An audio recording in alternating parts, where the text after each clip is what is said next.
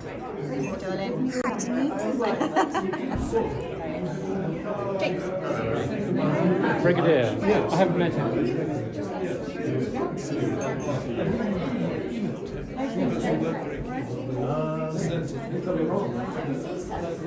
You're going to pretend that it's all right.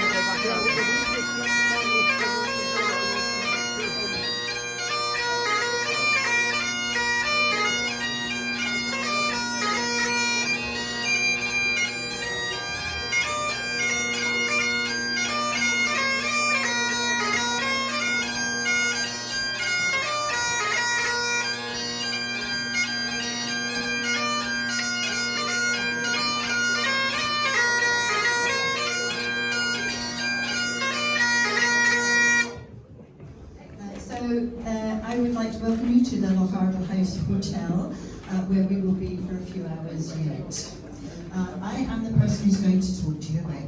housekeeping things, you know, those silly things like the gentleman's toilets. Miss Cameron, and she said, oh no, I don't think I would do that, Dr. Morrow. And I said, why not? She said, it sounds like it's a very serious case. And I'm thinking, oh, what? She said, very serious case of pet owner syndrome. Put it in a bag and take it into the garden. It's now dead, it's 22 years old. So I got absolutely no sympathy. Anyway, see who we're doing. We'll be meeting soon.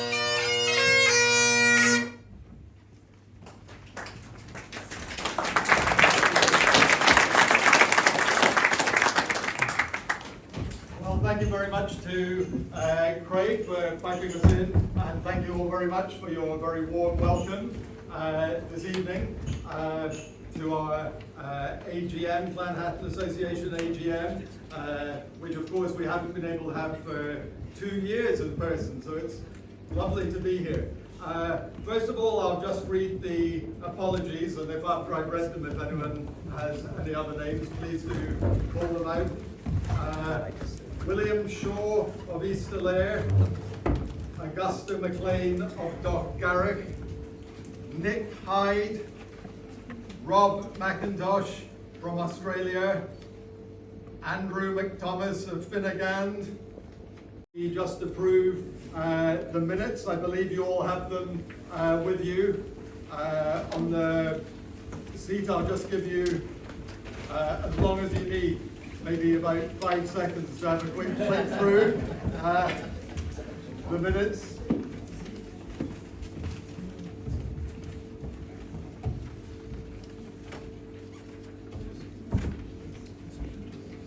Can I ask whether Anne Macquarie was not present as a council member on the Zoom meeting? Oh, it's an arrow, okay. It'll be correct. Are there any other comments on the minutes? Otherwise, can I have approval for the minutes? Thank you.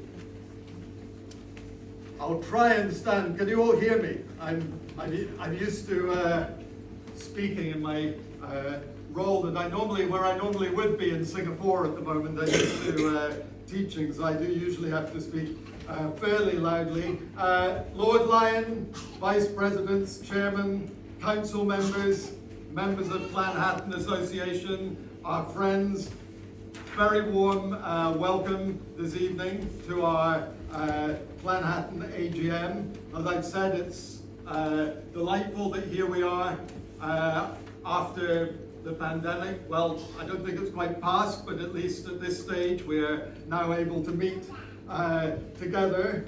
The council did an excellent job last year of setting up an online AGM, which I'm sure many of you were able to attend. They obviously absolutely hate me because they timed it so that I would still be awake at 2 or 3 o'clock in the morning in Singapore. But it was, they did an excellent job last year of providing an opportunity for us to meet, if not physically, at least online.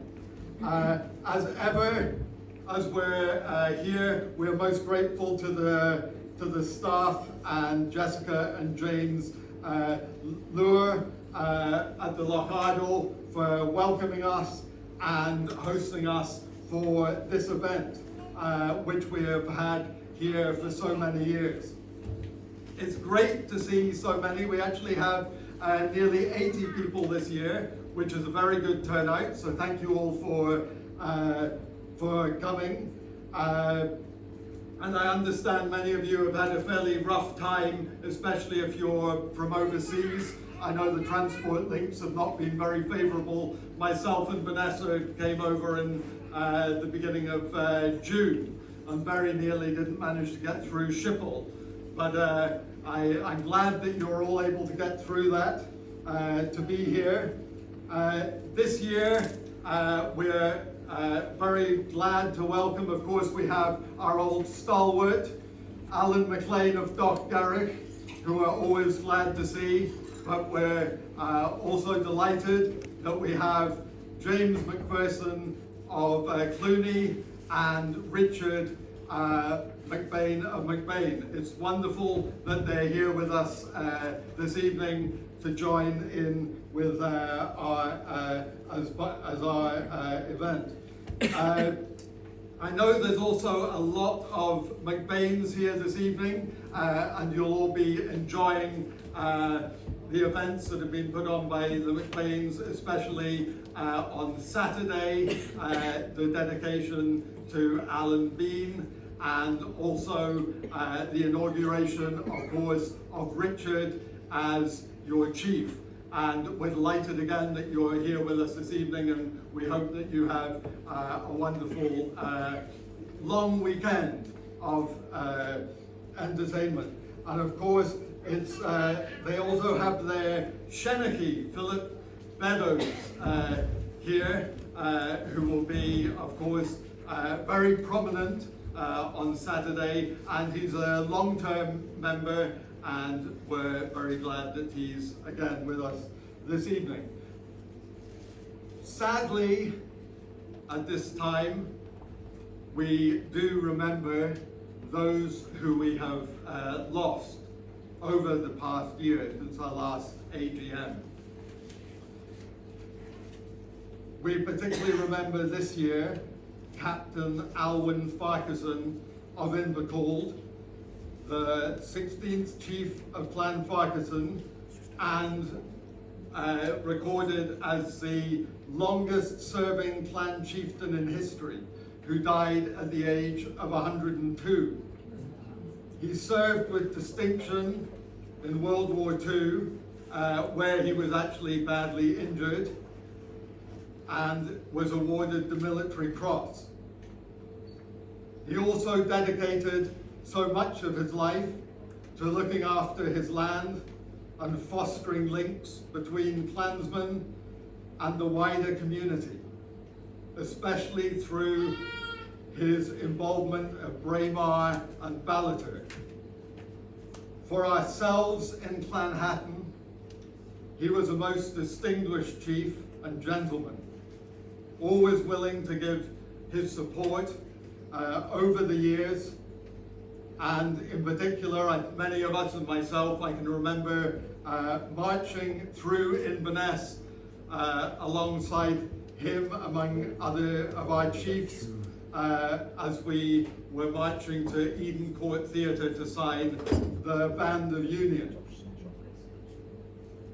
We will miss a most treasured and wise friend, and our thoughts are with Patricia, and we look forward to the future with Philip and his wife Lilibeth and their daughters Heather and Iona. We also remember James McBain of McBain, 22nd chief of his clan, who sadly passed away earlier this year. He was always a most kind and thoughtful chief, with a keen interest in his clan and our shared history, and a dedication to sharing and furthering our common heritage He had a very extensive library which was filled with many items of information on Scotland, which helped to contribute, I'm sure, to his breadth of knowledge and interest. As a small boy, I think he exposed me to part of the world I learned about beyond Scotland. The world of deserts and cactuses, which was something I certainly wasn't familiar with at Moy. And he was a most generous host in Arizona to my parents over the years. On his many visits to Scotland, I was lucky to share time with him sometimes when I was over here, as he was over, maybe having a look and seeing how McBain Park was and maintaining that. And I was lucky enough, I remember rowing him across over to the island in Loch Moy, and we walked across the island and he was telling me about trips to Vegas and all this, and sadly I would have loved to have gone over there and enjoyed that with him, but sadly I didn't. But I do know from my mother what a great enjoyment it was to go over and see him. He was a lovely chief with a most generous spirit and good nature, and we will miss him and the qualities that he brought to our association. We remember him fondly as we are joined today by Richard and Lisa. Sylvia Shaw of Tordarich, wife of John Shaw of Tordarich, was again a great constant and a great friend who was often at our events over the years, very familiar figure, and an intelligent and warm lady. Both her and John made a very formidable and powerful team for Clan Shaw, who worked hard to develop kinship and interest in the clan around the world. We will remember her regular and enthusiastic presence, not only here, but also herself as a warm hostess at Tordarich House, always welcoming clansmen to tea and to events that she put on. And of course we'll remember her for her love for her husband and her children, Rebecca, Julia, Fiona, and Ian. And our thoughts are, of course, with them. We also remember the following who have sadly passed since our last AGM. George Wiseman, Secretary of Clan McBain, USA. Robert Shaw of Ballina, Australia. Heather Pern of Somerset. Dr. William Ritchie of Indiana. Una McIntosh of Inverness, the wife of our former chair, Peter McIntosh, and Julia Harper from Utah.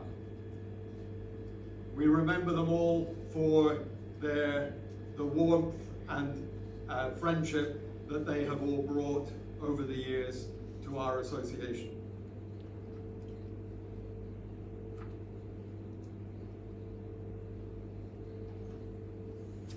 We are glad to be able to congratulate Alan McLean and, more importantly, his daughter Augusta, on her engagement to be married to Daniel Simpson. And we all wish them the very best in their future together. As for myself, you will probably have spotted, I have been rather grounded. I came here on holiday for 2 weeks at the beginning of June, and I'm still here because, unfortunately, well, thankfully you can't see it now, but I managed to slip off the path and break my leg in 7 places.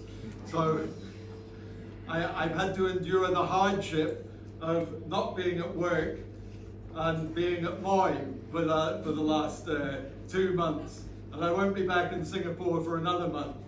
My mother does know this, by the way, just in case you're... It's been a very handy hotel. But yes, so I'm sure that my workplace is probably questioning the convenience of me having broken my leg over here rather than in Singapore. But as in the words of a well soon to be ex-Prime Minister, them's the breaks. I'd also like to empathise with and thank John McFall, I don't know where he's gone, for being good company in the broken bone department. Okay, but I'm sure that there's 180 girls on the other side of the world who are quite happy that they're missing my history lessons. But yes, so again, I hope that I'd like to thank again the council for all that they have done, really keeping the association going over the pandemic. We did have 1 year off, but we were able to be online last year. I'm sure as many of you, myself, Vanessa and Kyla, did finally end up catching the disease, and I hope that if you caught it yourself, it was as relatively mild as we had it. But it's with great gratitude to the council for really having another outlet to keep our spirits up of the unity that our clan association does provide. I haven't actually been here myself, sadly, since 2015. I am actually, I have to say this out loud so that you can hold me to it. We are actually intending to be back permanently by the middle of next year. We were originally going to have come back a little earlier, but the pandemic put pay to that. But as I'm here, it is, of course, a joy to be here, but it is equally sad to have lost so many of our very close and good friends over the years since 2015. And as well as remembering marching through Inverness alongside Captain Farquharson of Invercold, also as I stand here, I can see, having been in this room so many times, as so many of you have, I can picture James McBain and McBain over there, standing up, giving some wise comments. I can picture John Shaw of Todarek back there, penciling in some notes so that he could say something later. And of course, I remember Sir William McPherson sitting almost in that exact spot, ready to deliver with his ready wit to always keep us entertained at the end of the meeting. And always with a good reminder to thank us that the meeting was short. So I will do my best, you're probably wondering at this point. But of course the lifeblood of our clan is that we do get to look at the future. And so of course it is great, as I've said, that to see Jamie and Richard, and in the future indeed that we will see Ian Shaw of Todarek and Philip Farquharson of Invercold, bringing continuity to our association. And indeed, if you notice, you may even get a little glimpse of the future well beyond that if you look around the room. But I'll leave you to spot that if you didn't already. And indeed with our council too. They were actually saying earlier, I don't know how much I can reveal from the council meeting, but they were saying we are very lucky to have a very experienced council who have been with us for many years, many of them, and I do hope indeed that they will be with us for many, many more years. But of course, we always welcome, if anyone knows anyone, or if you yourselves are interested, do please come and join, or ask if you can join the council, because we do welcome new members, and of course any young members we're delighted to have. So before we carry on with the meeting, I just of course will wish you whatever you do over the next few days, whatever events you are. I do hope that you of course enjoy yourselves. I do hope that you rekindle old friendships and hopefully forge many new ones. So thank you very much. And now I would like to ask the other constituent clan chiefs if they would like to give any words of welcome. Okay. I'm probably not going to be quite that loud, but I guess I just want to say it's a great honor to be here. Our clan has worked hard for the last 3 years. We hope to have a very successful event on Saturday. And we are also looking forward to laying the wreath ceremony at Culloden.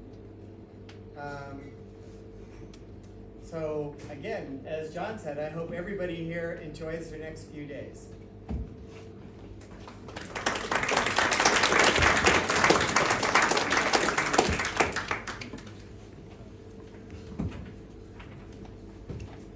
I'd like to welcome all of you here in the Manhattan Confederacy, made up of 12 different clans, many of them with different origins, but here we all get together and we built up bonds of interest and friendship around the world. And I suppose I've been a member of the Manhattan Association for 71 years. And I must say, one of the things that I much appreciate is the friendship and knowledge that there are, as it were, members of our family in different parts of the world. But particularly, you're all welcome here, and I hope that as many as possible will meet new friends.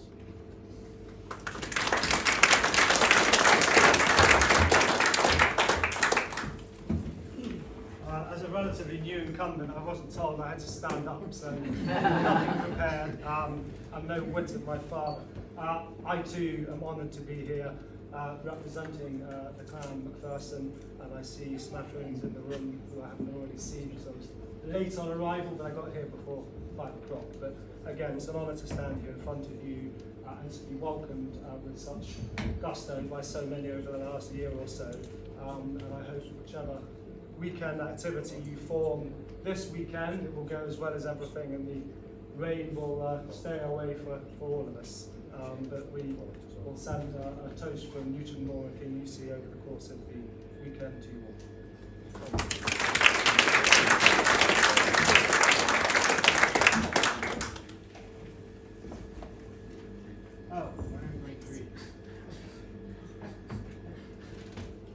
Okay, so from Alan McThomas, Vice President, Clan Hatton Association. Unfortunately, I am unable to be with you this evening, but my wife, Aniki, and I send you greetings and best wishes to all members of Clan Hatton, and especially any members of Clan McThomas who may be attending.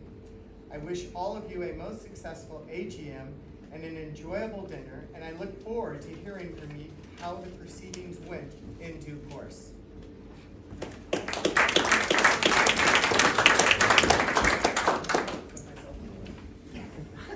Okay, well, thank you very much indeed for those greetings, and I will now hand over to the real power, the chairman. I'm not. We paid for the microphone. Is it working? No. Is it working now? Yes, it is.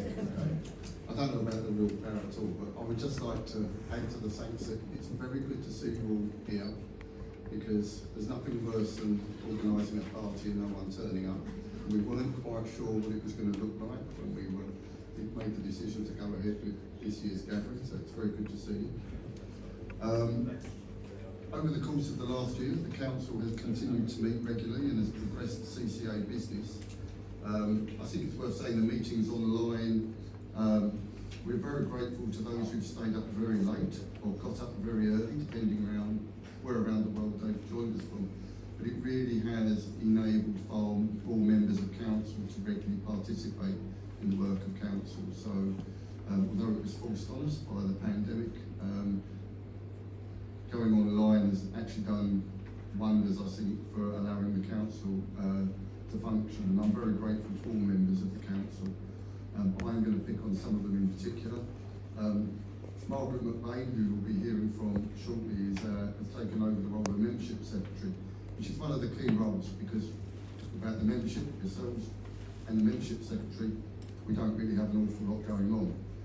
And Margaret played a very big role in making sure today could happen. The real power, if there is power is the right word, in the CCA, actually resides with Donald and Denise. Denise is standing over there by the bar, I think stopping me getting a drink until I've fulfilled my duties.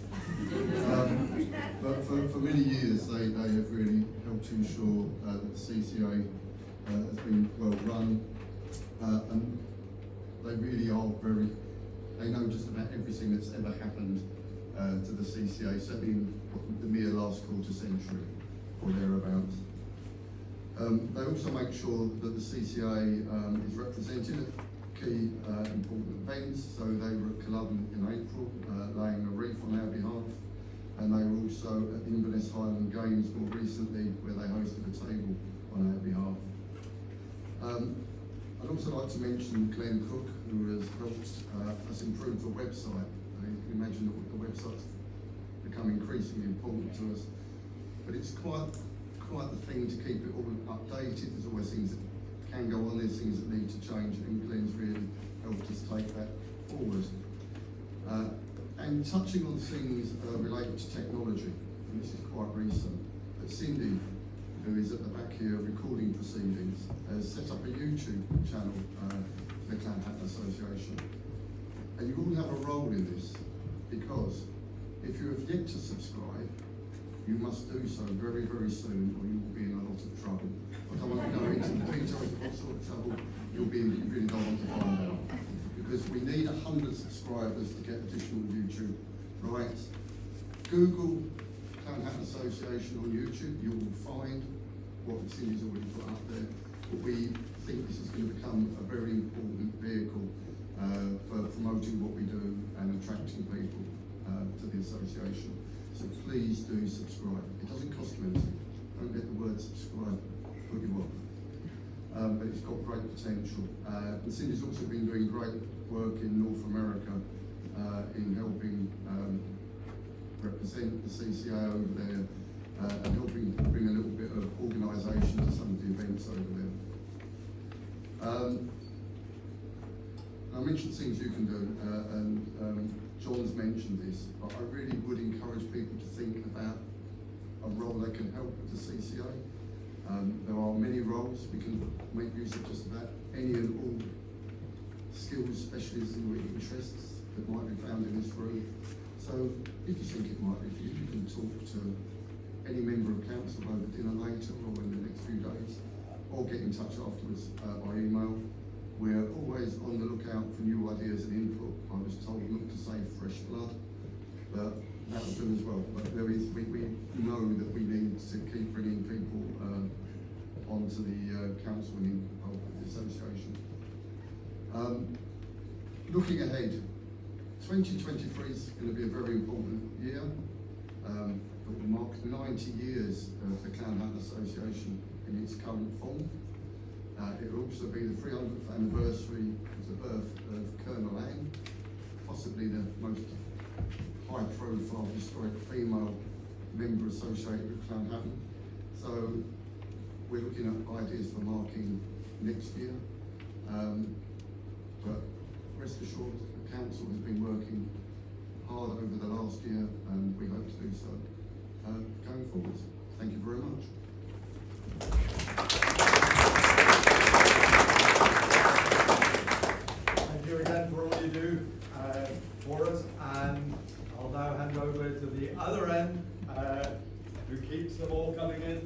membership, Secretary Margaret McLean. Thank you, John. As David said, my name is Margaret McBain. Many of you won't know me, but I'll see many of you this evening over dinner. I took over the role of Membership Secretary from Denise after last year's AGM, so yes, I'm the one who's been pestering you all to renew your memberships. As far as I can tell, this year has been quite busy, either that or I'm just slowing the uptake and it's taken a long time to get used to the systems. But it has been an interesting year for me. I've had some very nice and interesting chats with people through email, and there are one or two folks that I haven't yet met, but I feel I know already. I can say though that I would not have coped with all of the responsibilities of this role if I hadn't had the support of the council. Especially Denise, Donald and Alistair, who've always been there when I had a problem or a question, so thank you all very much. So now the interesting part, well maybe not, the statistics. Since our last AGM, we have welcomed 41 new members to Clanhatton, many of whom are with us today.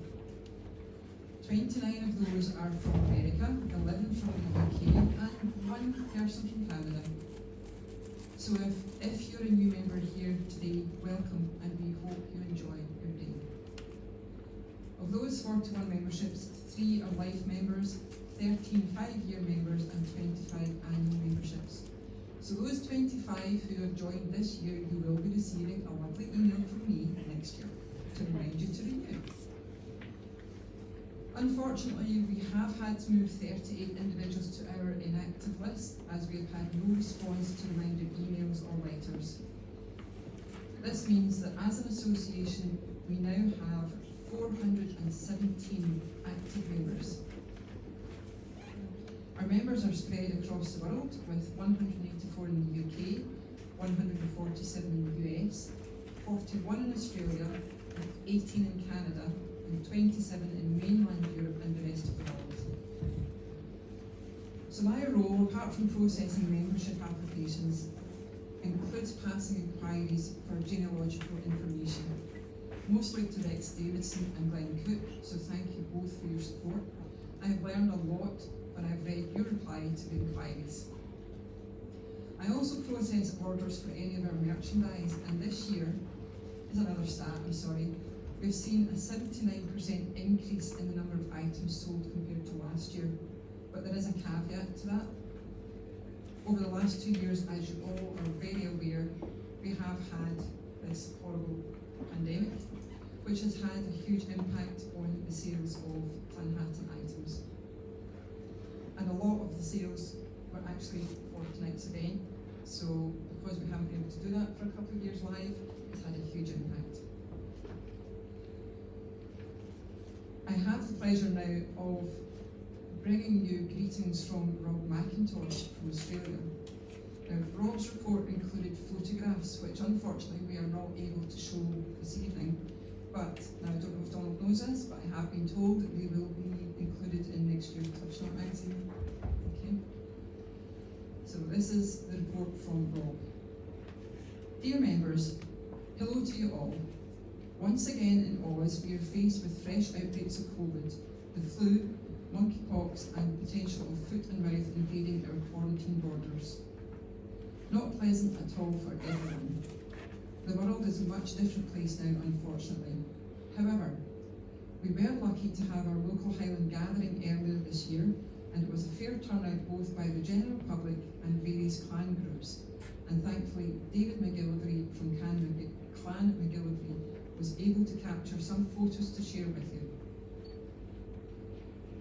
I still receive copies of 3 members' groups' respective clan newsletters, the Farquharsons, the McPhersons and the McGillivrays. And they are to be commended for their enterprise and continued efforts to keep in touch with their members, and I extend my thanks to the editors of each newsletter. I received an invitation on behalf of Clanhatton via the Maryborough Highland Gathering to attend this very well organised event, and have attached a flyer for those members who may consider coming out to Australia, in particular visiting Victoria and get the opportunity to attend. I have that invitation here if anyone wants to see it, or if anyone would like a copy emailed, please let me know and I can email that to you. Touch Not continues to impress, and it remains a great vehicle to introduce others to Clan Hatton. Always a great read. Again, sadly, I have not heard from some of our older members, and it is a growing concern of mine that our membership in Australia is dwindling by the passing of time. It is a difficult time for all in whatever part of the world we occupy, and I truly hope that you and your family stay safe. And if you do by chance happen to have a wee dram or 3, remember to have one for me. I truly hope all goes well with the events involving all Clan Hatton members this year, and I only wish I could be there to share it with you. As always, my thoughts are with you all. Kindest regards, Rob.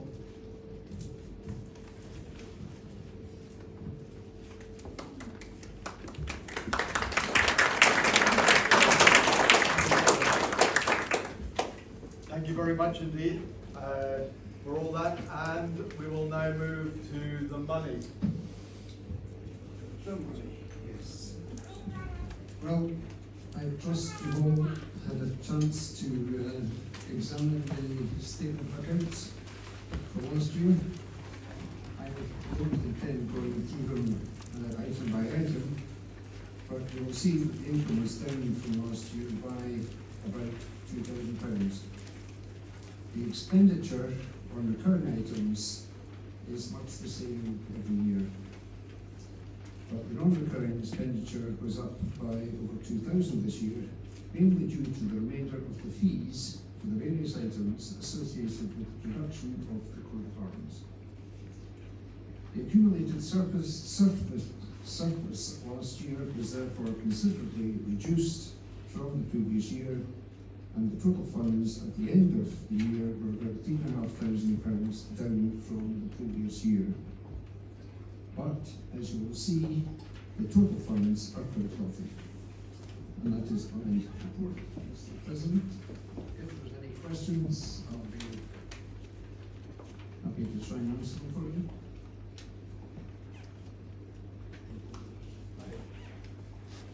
I think you've done well. I think you've done well. Could I have a proposer and seconder for the accounts? Seconded. Seconded. Okay. Yes, thank you very much for keeping all the money in order for us. And we will move to Donald as editor of Touch Not.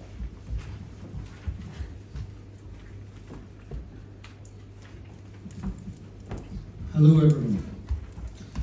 Can I also say how pleased I am to have a live meeting again at last. Zoom meetings were a necessity over the last 2 years, but I found most of them rather awkward. I would either see 50 odd thumbnail pictures of the various delegates or one large picture of myself, depending on which buttons were pressed. And that always put me off. Anyway, Touch Not, yes, I'm editor and I'm probably editor again for 2023. I was personally very pleased with all the contributions this year. Overall, the magazine had a good mix from all the constituent clans. So many thanks go to the contributors from council and the wider membership. I don't get a great deal of feedback regarding the magazine and its comments and contents, so I take that as a compliment. It looks like I will be the editor next year, and now my annual plea is to council and the wider membership: send me your articles and photos. It should not be too difficult to get something from each of the clans. For instance, we have a good contingent of Baines. So Richard, maybe you could get some of your clansmen together and get something in from them with some photographs of this weekend. Can I also suggest that someone from Clan McPherson records Jamie's first rally. Maybe you could speak to one of your clansmen to get that moving. Cindy McIntosh, could you do a piece on the US Games circuit? Yeah, you're making some gestures there. Oh, they're good gestures. And of course there's the Moy Country Fair tomorrow and Saturday, where your cameras can go mad. I'm sure one of you will be able to send in a wee article about your holiday experiences. These are just some suggestions, so to get you thinking. I will be emailing around November time as a reminder to send something in, and I will put a reminder on the website and Facebook and probably even YouTube. So that includes my bit as editor. Thank you. Okay, I've got time. Thanks for always putting together a great magazine for us. We'll now move on to election of council members. We have for chairman David McIntosh and vice chairman Donald McIntosh. So could I have a proposer for David McIntosh and seconder? I'll second.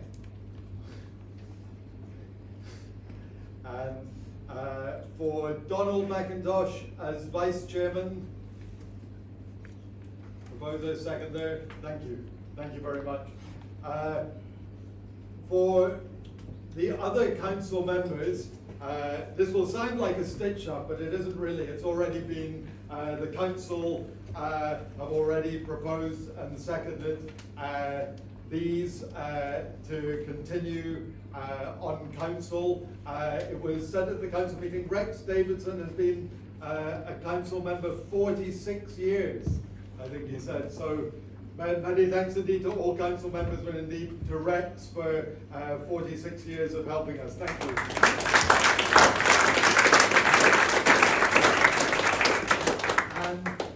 And as it does say at the bottom, any other nominations for election to council at this point are invited.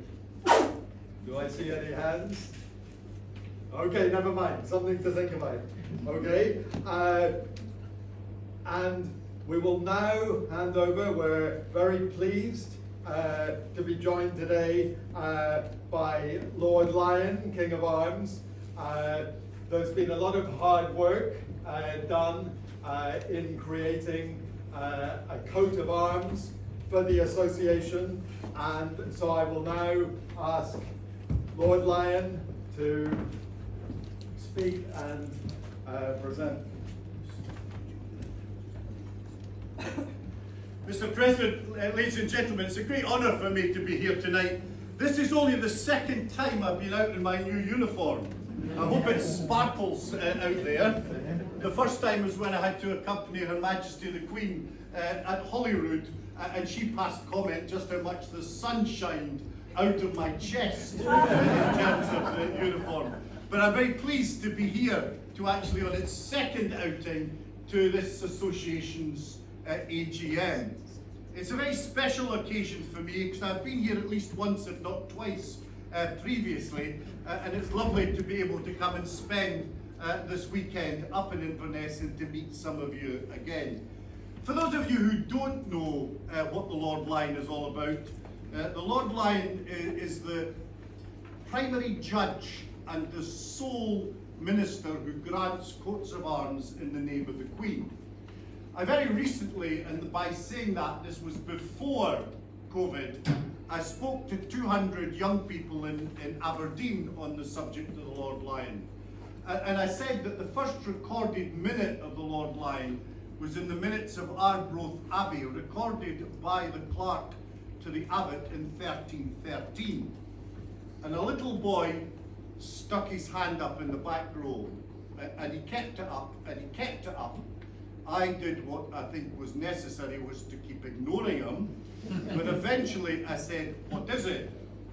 And he said, very, very straightforwardly, "You're wrong, Lord Lyon." And I said, "Who told you?" that I was wrong. And he said, my grandfather told me that you were wrong. And I said, well, who's your grandfather? He said, well, my grandfather is the Earl of Elgin in Kincardine. And then I knew I was wrong. Because Andrew Elgin has the most magnificent wealth of understanding of Scottish history. And they have a letter from Robert the Bruce himself appointing the Lord Lyon in 1308. So because of COVID, you're the first audience to be brought up to date. In 1308, there is the first record of the Lord Lyon in the records of a letter from Robert the Bruce to the Lord Lyon, and it's in the Bruce family collection. But of course, the concept of the Lord Lyon goes back much beyond that, into the mists of Celtic times, when he was in fact seen to grow out of the office of High Shenanigans, the king's poet, the person who held the genealogy of the King of Scots in those Celtic periods. Now, whether that's true and can be proven is yet to be actually argued out, but it's a wonderful part of the interweaving of that part of Scots history with the modern understanding that we have of our clan and family life today. And of course that's reflected in that many clans have Shenanigans. And one of the great things for me is that anywhere that I go as Lord Lyon, there is always an interweaving of actual clan activity that represents for me a number of very principles of what I believe to be a living Scotland today. First being that we actually are there for mutual support for one another. And secondly, that we're there to give ourselves a sense of identity. And all of us need that sense of identity. I decided just very recently, and I only came back very early today, to go for a week in Northern Ireland, and I was absolutely just in a spell about the beauty of the country there. But they have a very similar kind of family structure to many of us here in Scotland because of the close links. They have some very strange ideas, and I was speaking actually to a number of people about how they understood family and clan life and identity. And during my visit to Londonderry or Derry, there was a big notice board up in the city which had quotes from the series on the television called Derry Girls. I don't know if any of you watched it, but I recommend it to you if you want a good laugh. And one of the things that one of the Derry Girls had said was something like, she was a Catholic, and she said, Protestants keep their toasters in the cupboard. Now, what was that about? And it was seen by many Catholics of her generation that the Protestants were posher people because they put their toasters away after breakfast and put them in the cupboard and shut the door. But that was an absolute lot of tripe. It was just something that had got into the culture of that particular area. And one of the things I'm very keen for us to do is to make sure that whatever we have in clan life and family life in Scotland, we can keep it living, and we can also keep it relevant. If it's about just holding up the traditions and understandings that we put the toasters in the cupboard, then we may as well go in the cupboard and shut the door ourselves and have a long sleep. Because it has to be about the future and where we go. And that's why I think that your grant of a coat of arms, what it does is it brings together your history as an association, one of mutual support and identity, and actually makes it real in the colours and of the charges that are contained within your coat of arms. And I commend it to you. Now, it was little work for me. Your council and those behind this were very much driving this process forward. And I was very gently but very firmly told what you wanted for your arm. Now, does that kind of reflect anything in clan life that you're told? Luckily, it was in the morning I got out of the bed in the right way, because being a Scot, if you try telling me, you often get the opposite from what you actually want. And I'm dealing with some McPhersons at the moment in Australia who actually emailed me this afternoon, and they're going to get just not exactly what they're asking because they've hit the wrong button, or I clicked the wrong side of the bed. But it was a work of joy for those who wanted to put it together. And it actually reflects, in my view, your mutual support as an association, a confederation that's broader than just clan and family, but is also actually about your identity as a group, and it's only together that we can move forward to promote what we have in Scottish life as part of our clan and family activity. I'm one of these people who has a terrible job as the Lord Lyon. I have to do international travel. And they send me to all parts of the world to promote bits and pieces of actually Scottish activity. And recently, I was in South Carolina at the Highland Games there and had the most wonderful time. Where did I have the best of time? Round the clan stalls. There was over 50 different clan stalls, and I suspect that everyone on this list, if I could read it, I've got the wrong glasses on, were all there. And they all knew who their chief was, if they didn't have a chief, why they didn't have a chief, and why they were there for the mutual support and identity in terms of their heritage. And that was something very wonderful, wonderful indeed. I was also, before the lockdown, in Australia, and I did a tour from Cairns all the way down the coast to Sydney, to every major city, and I gave 3 lectures. I was invited to do it by a number of associations, and spent 6 weeks there. I must have met more Scots than I meet here in those 6 weeks. It was a wonderful experience to see 500 to 700 people come out to hear you talk about your own country and actually the heraldry and the signs and the symbols of it. At the end of the period, I went to the chairman and said, could I give him some money for actually looking after me for 6 weeks?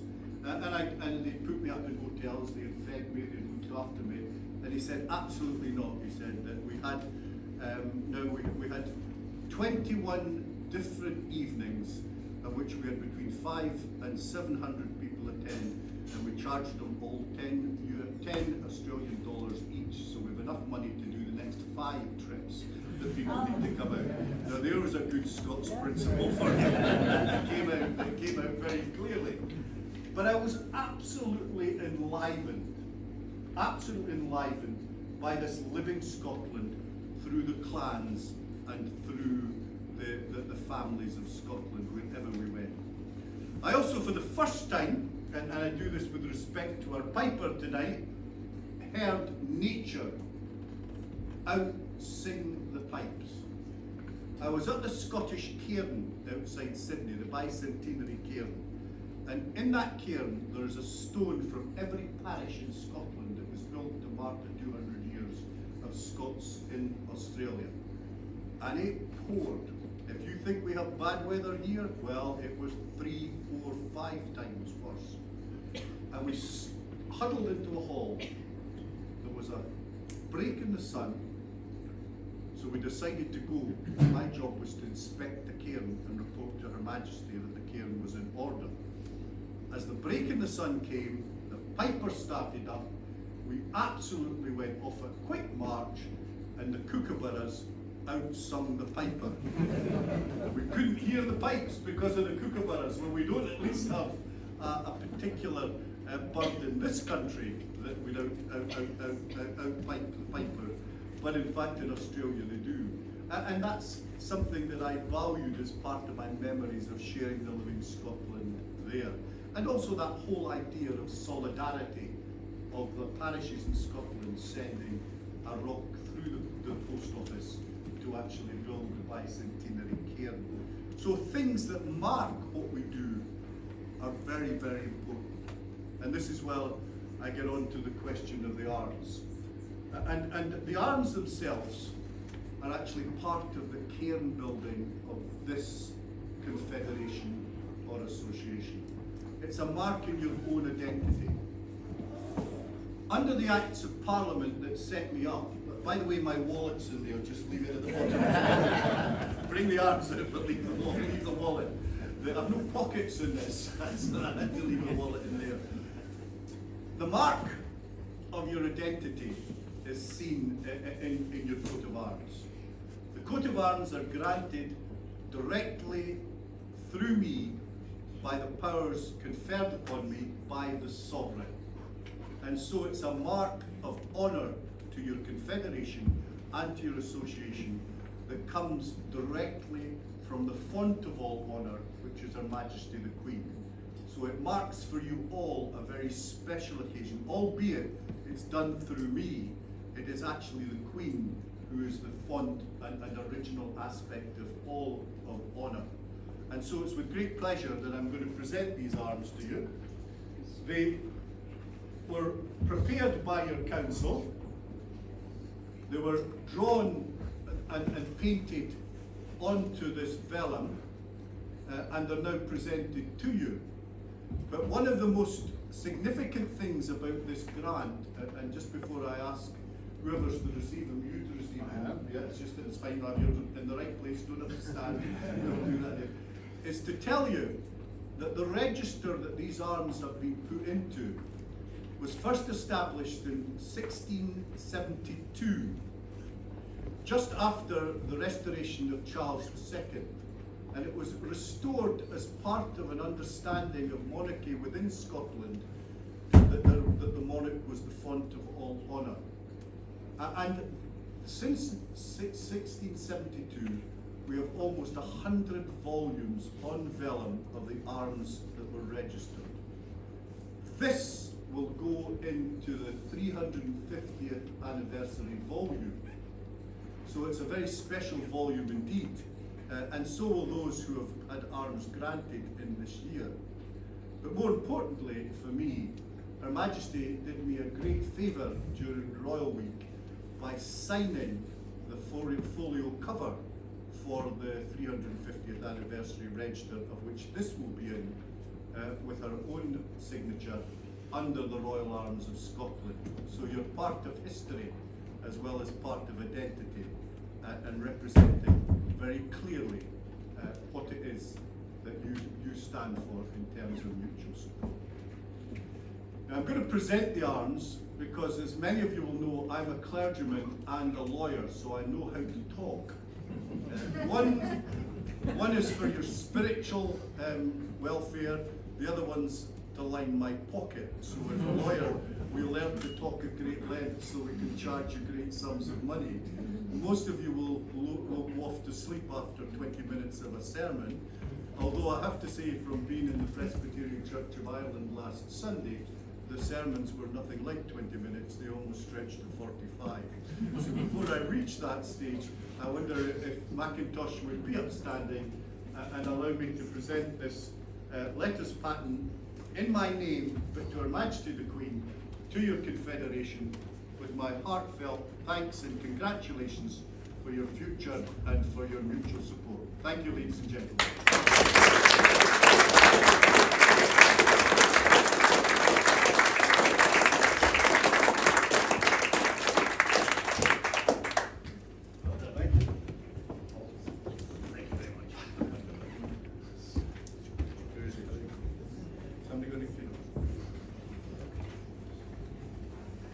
Thank you very much, Lord Lyon, for your words this evening, which we enjoyed greatly, and of course for all the hard work that was put into that. And also, can I just say, we are most grateful to Norman McPherson, whose wife Mary, I believe, is here, for really having put in a lot of thought into what was going to be in there, so that, as Lord Lyon says, he could follow the orders as we wished. So thank you very much indeed for that. Thank you very much.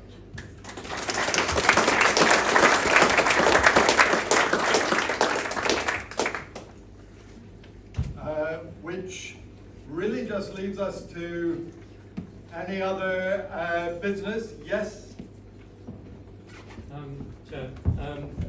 Chair, just on behalf of the Clan MacBain, of which there are a number here today, and notwithstanding the fact that McPherson's will be in Newtonmore on Saturday, everybody here is invited to come and join us at the MacBain Park above doors, down on the top end of Loch Ness, for the dedication of a memorial to Alan Bean, fourth man to walk on the moon, and the first to take a piece of tartan to the moon and bring it back again.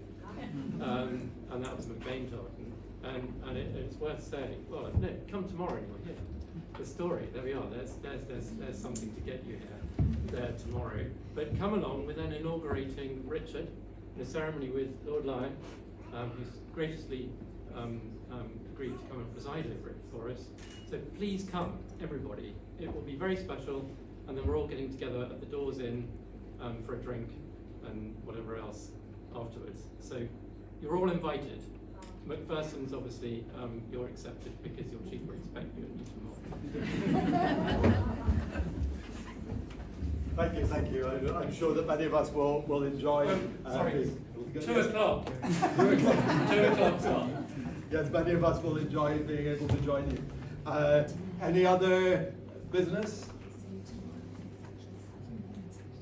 It really just leaves me to almost the end. You'll be glad to hear. I was going to say, as I used to say about Elvis Presley, because of my broken leg, you're permitted to photograph me from the waist up. I don't think I need to remember my purple leg. I did, as I was checking, I always do double check where else but on Google that I might address my fellow chiefs correctly. And I was interested, of course, you find out exactly where you are in the pecking order, that when I type in Chief Clan, McPherson definitely does very well up there, so well done. So any Macintoshes out there, can you please keep on typing in Chief Clan Macintosh a bit more? But I think actually Cameron is chasing us a lot, our old enemy. But the one that beats us, I had to look this up, but I'm sure you all know him. When I type in Chief Clan, the first entry, Chief Clancy Wiggum of The Simpsons. But just before I do hand over to Alan to close this meeting, can I just say a very quick word? I'm sure that I know, looking around the room, many of you have been here for many of these events over the past 20, 30 years. And for the last 23 years, this has been principally organized by Denise over there, who has done an excellent job. She's actually covered many roles in the association. It would take me far too long to list them all, but we're grateful to her for all of them. But especially we're grateful to her for really being a driving force in putting these events together.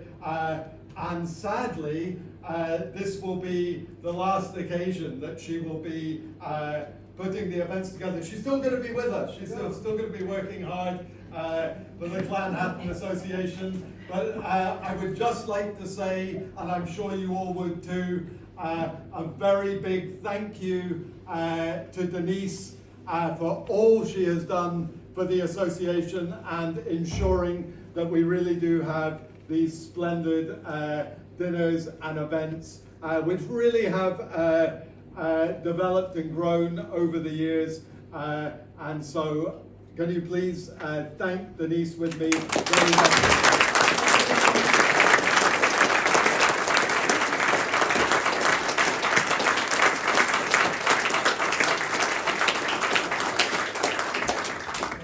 Thank you very much. Thank you.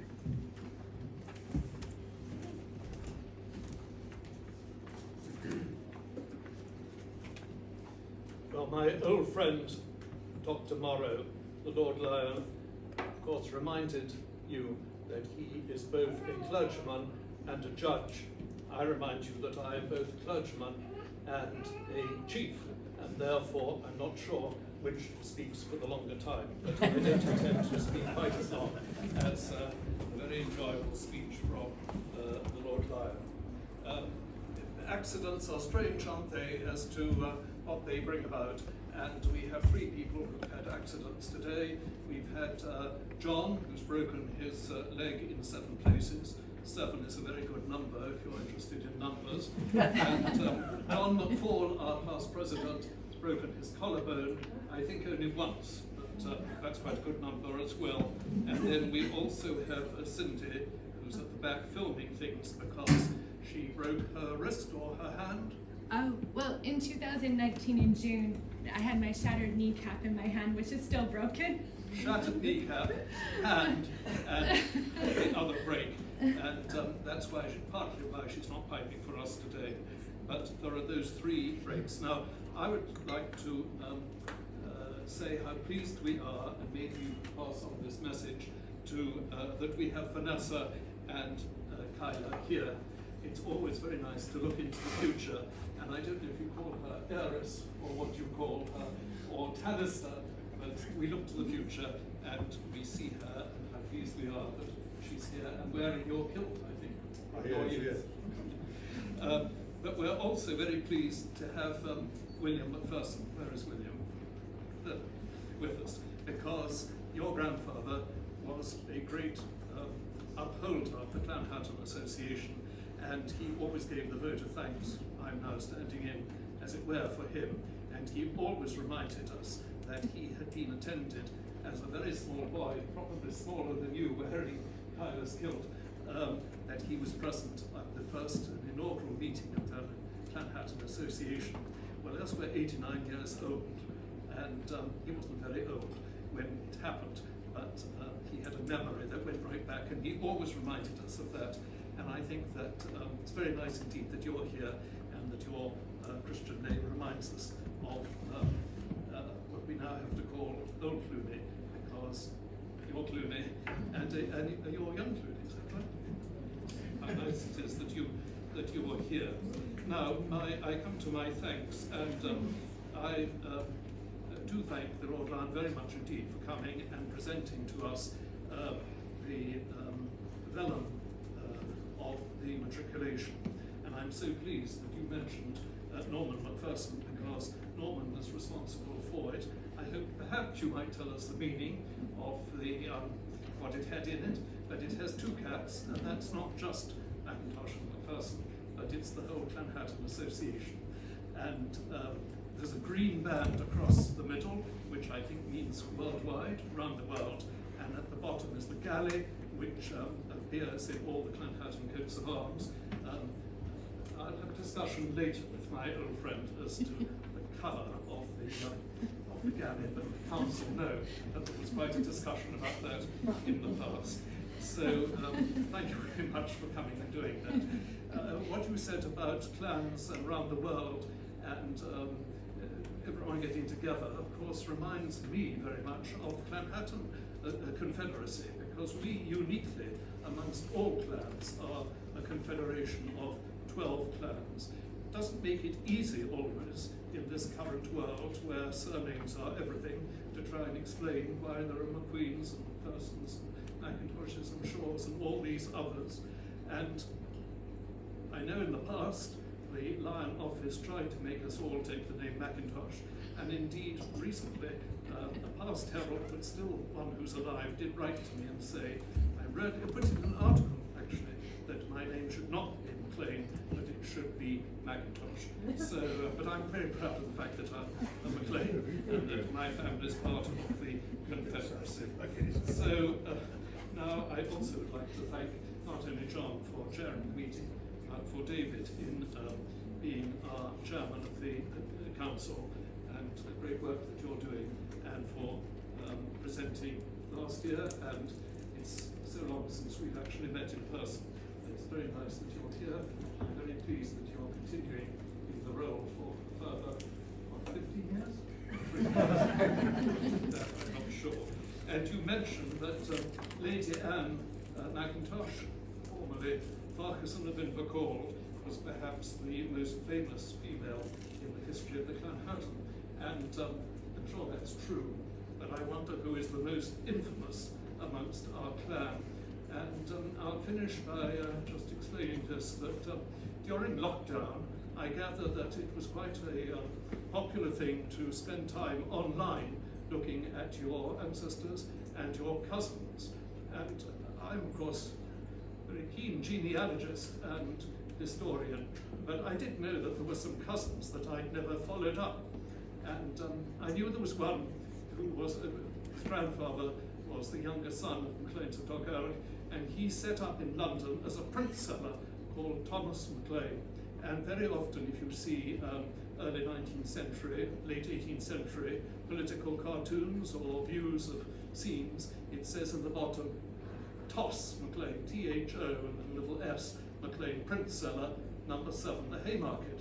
So I knew he was there, and I thought it'd be rather interesting to follow down his descendants, who of course are my fifth cousins or whatever.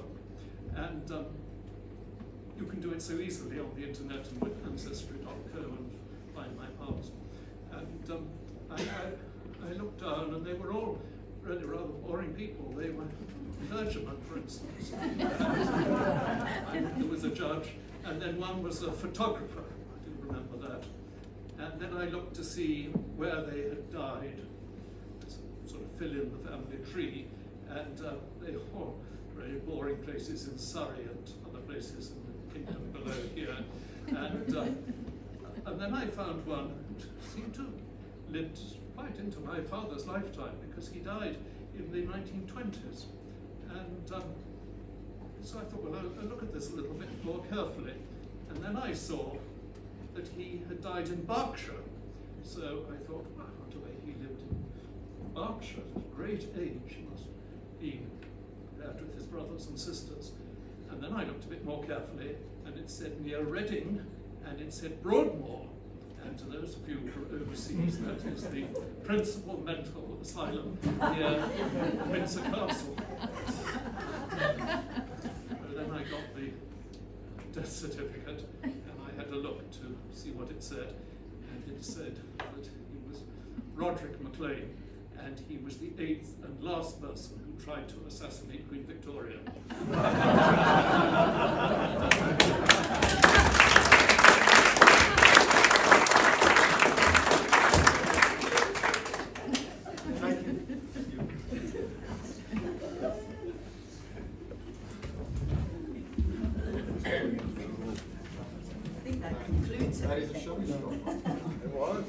We'd like to invite you now to have a drink at the bar. I would request that you don't buy fantastic cocktails or bottles of wine or, you know, those nice high-priced drams. But you're more than welcome to have something at the bar when I get a barman.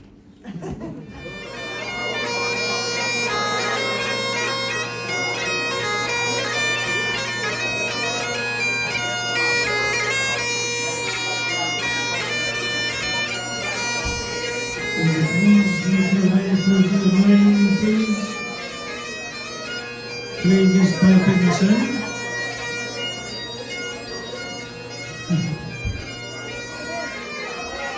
Just make sure you know which table you're on, please.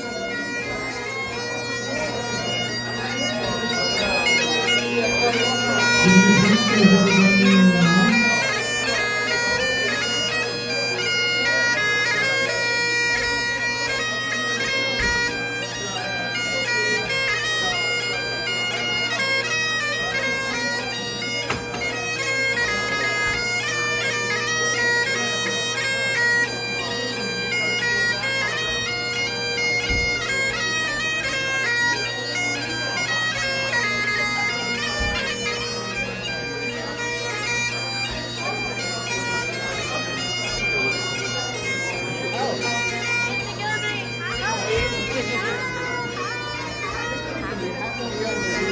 Come on, guys and girls, the soup's getting cold.